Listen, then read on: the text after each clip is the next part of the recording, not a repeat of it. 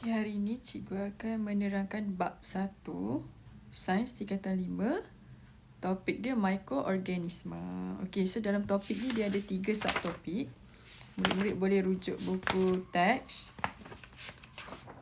Okay, 1.1 dunia mikroorganisme. 1.2 mikroorganisme berfaedah. 1.3 pencegahan dan rawatan penyakit yang disebabkan oleh mikroorganisme. So kita nak tahu apa maksud mikroorganisme.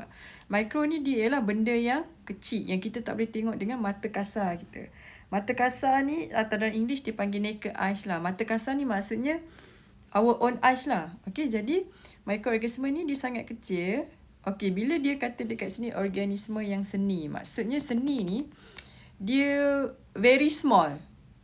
Okay, halus ataupun kecil, hanya boleh dilihat dengan mikroskop.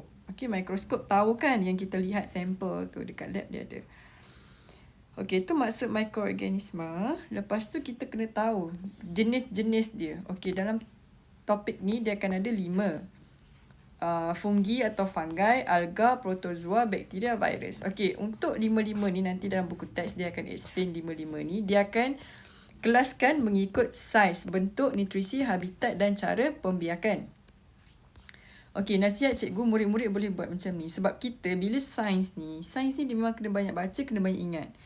Okey, so untuk kita dapat a big picture, the differences among all microorganisms, so you need to put a table like this. Okay, senang kan? Dia ada semua dekat sini. So tak payah salin exactly ayat dalam buku teks.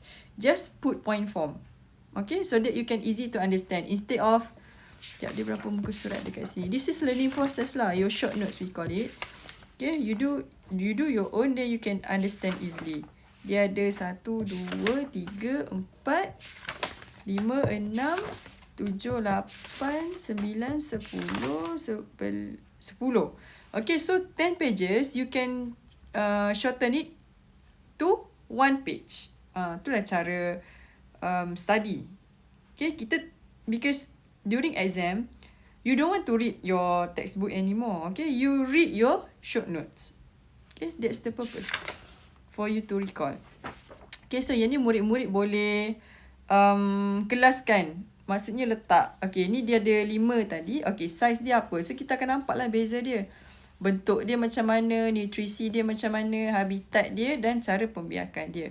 Okay, the most powerful ataupun yang sophisticated microorganism is a virus. This one. Dia sangat powerful. Contohnya COVID-19. Tu virus. Okay, dia macam dia sangatlah powerful dan harmful untuk kita. Okay, dia power dan dia sangat bahaya untuk kita, virus. Okay. Okay, lepas tu kita dah ada pengelasan mikroorganisme yang 5 ni. Kita akan belajar faktor yang mempengaruhi pertumbuhan mikroorganisme. Okay, dia ada 5 faktor dia. Kelembapan. Mikroorganisme dia suka benda-benda yang lembap. Sebab tu kalau kat Malaysia, cuaca kita lembap, so dia banyak microbes.